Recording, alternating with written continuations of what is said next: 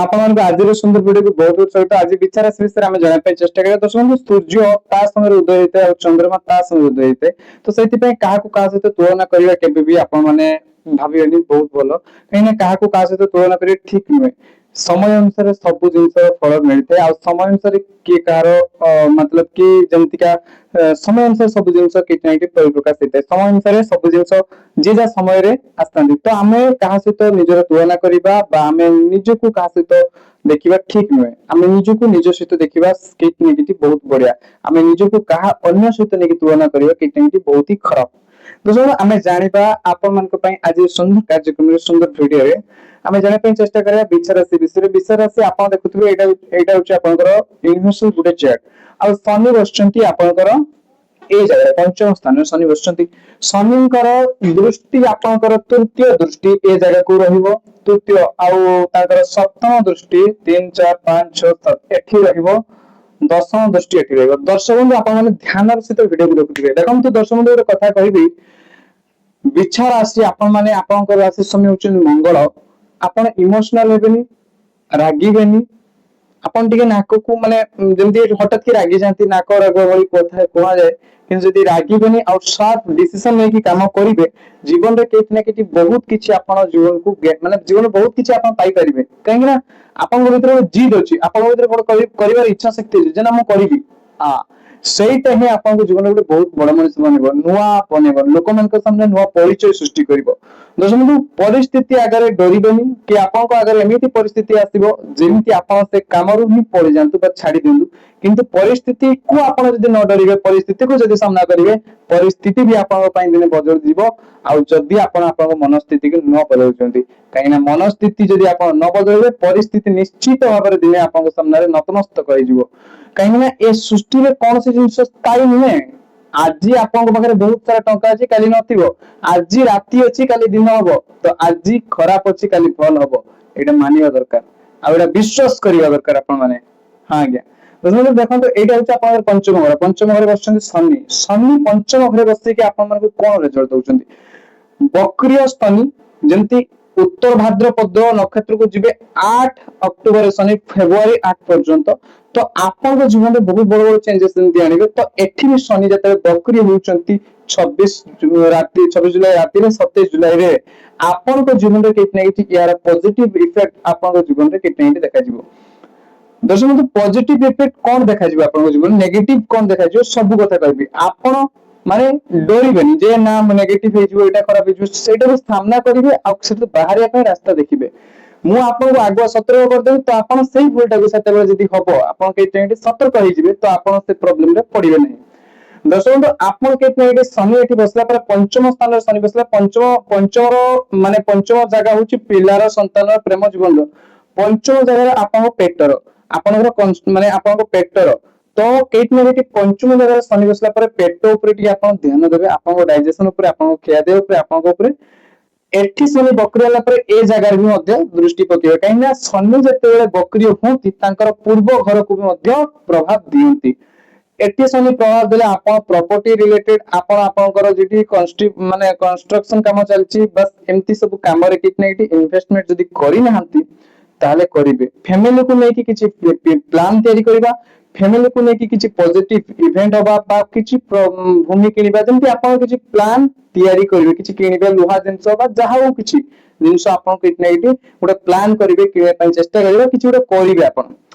ଆପଣ ଯଦି କିଛି ବଡ ଆକ୍ସନ ନେଉନାହାନ୍ତି, ତାହେଲେ ବଡ ଚେଞ୍ଜ ଆପଣଙ୍କ ଲାଇଫରେ ଆପଣ ମାନେ ନେବେ। ଏଠି କେହି ନା କେହି ବିଛା ରାଶିରେ ଶନି ପଞ୍ଚମରେ ବସିଲା ପରେ, ପଞ୍ଚମରେ ଯେତେବେଳେ ବସୁଛନ୍ତି ଶନି ଏଠି ବସୁଛନ୍ତି, ମୀନ ରାଶିରେ ବସୁଛନ୍ତି। ଏଠି ବିଛା ରାଶିର ପଞ୍ଚମରେ ମୀନ ଇଏରେ ବସୁଛନ୍ତି, ମୀନ ରାଶିରେ ଶନି ବସୁଛନ୍ତି। ଏଇଟା ହଉଛି ଆପଣଙ୍କର ବୃଶ୍ଚିକ ଲଗ୍ନ ଚାର୍ଟ, ବିଛା ଲଗ୍ନ ଚାର୍ଟ ଆଉ ମୀନ ରାଶିରେ ଶନି ବସୁଛନ୍ତି ପଞ୍ଚମ ଘରେ। ଦର୍ଶକ, ଏଠି ଆପଣଙ୍କୁ କେହି ନା କେହି ଆପଣଙ୍କ ସନ୍ତାନକୁ ନେଇକି ଚିନ୍ତା କରିବା, ଆପଣ ସନ୍ତାନକୁ ନେଇକି ଚିନ୍ତା କରିବେ। ଯଦି ପିଲା ହେଇନାହିଁ, କନସିଭ ପାଇଁ ଆପଣ କେହି ନା କେହି ଏଠି ବି ଗୋଟେ ବହୁତ ହି ଭଲ ସମୟ ଆପଣଙ୍କୁ କନସିଭ ପାଇଁ ବି ଦେଖାଯାଉଛି। ଆପଣ କନସିଭ ଯଦି କରିନାହାନ୍ତି, ତାହେଲେ ଆପଣ କନସିଭ କରିବା ପାଇଁ ଗୋଟେ ବହୁତ ହି ବଢିଆ ସମୟ ଦେଖାଯାଉଛି।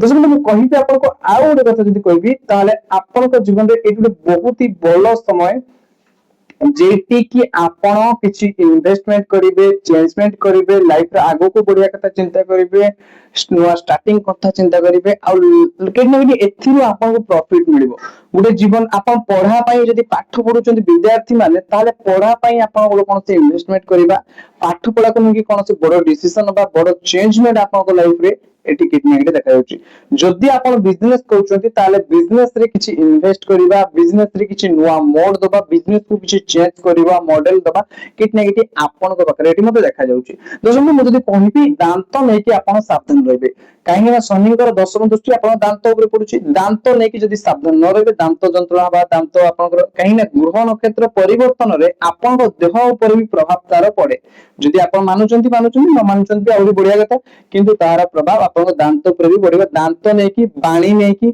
जदी आपण लव रिलेशन रे अछंती आपण को प्रेम जीवन रे अछंती जदी आपण एम्ति किछि कथा कहउचंती जेडी सामना वाला को खराब लागुची तो केक नेगेटिव सावधान रहबे आपण बाणी रू एम्ति किछि कथा कहि पारंती जेति कि आपण को लोकमान को सहित संपर्क खराब हे पारे बा आपण केक नेगेटिव सब किछि बिगड़ी दे पारंती तो केक नेगेटिव बाणी नै कि टिके सावधान रहबा को एटी आपण को सत्य भाबरे कहा जाउची दर्शक मु जदी आपण को कहिबी ताले आपण करो जदी घरोई बिजनेस किछि अछि निजस्व बिजनेस किछि अछि एठी ताको इन्वेस्ट करिवे एठी आपण चिंता करिवे से बिजनेस रे केमते हार्ड वर्क करिवे केमते आगो को बढ़िवे केमती से बिजनेस रे आपण आउ टिके निजर आइडिया नॉलेज को इंप्रूव करिवे आपण केमती के से बिजनेस को बड़ करिवे बा केट में स्किलफुल करिवे बा लाभ सेतिर केते डेली इनकम केमते एमती अधिक करिवे आपण को आइडिया एबे केट नेगेटिव द्विगुणित हो आपण पूर्व जन्मर पुण्य केट नेगेटिव आपण को सहित साथ दो आउ केट नेगेटिव आपण केट नेगेटिव माइंड आपण माइंड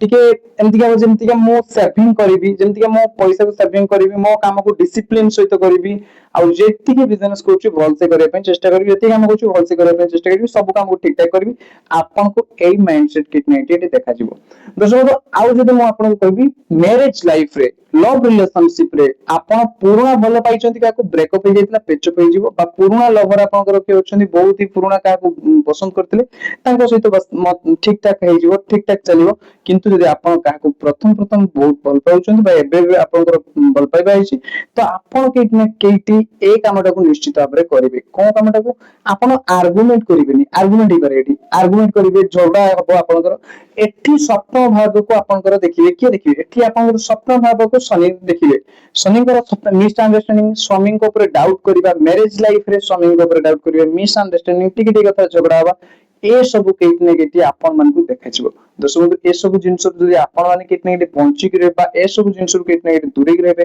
आपन को पई सावधान भी कहि देबेनी कोन घटिबो कोन नाही आपन ए कथा भी कहि देबेनी जदि आपन किछि construction related property related vehicle related home related काम करि नहंती ताले मते लागुची आपन करिवे सेतरे सुधार करिवे सेतरे सेडा को आनिबे बा कि जेमति किछि करिवे आपन जीवन फैमिली लाइफ रे किछि चेंजमेंट बा किछि आनिबा किछि किनिबा एमति आपन करिवे संतान को लेके कॉन्सेप्ट को लेके बहुत ही उत्तम समय संतान रो भविष्य को लेके आपन बहुत कथा चिंता करिवे संतान रो भविष्य को लेके फ्यूचर को लेके आपन को बहुत तरह भावना आसीबो दर्शक बंधु आउ आपन एठी लाभ जदि आपन डेली इनकम अछि आपन सितरे केनती डिसिप्लिन सेट करी मोर एति की इनकम होबा दरकार बा एटा होबा दरकार सेटा होबा एमति किछि आपन मन को भावना आसीबो ठीक अछि शनि लाभ स्थान को देखुचंती तो केट नेगेटिव बेनिफिट्स आपन जीवन रे बेनिफिट्स जदि किछि नथला बा अपॉर्चुनिटी किछि जदि नथला बहुत सारा अपॉर्चुनिटी आपन को आसुतबे आपन लाइफ रे देखा जिवो दोस्तों मो जदि आपन को कहिबी ताहले ए सुंदर वीडियो आपन को केते भलो लागिला आ जदि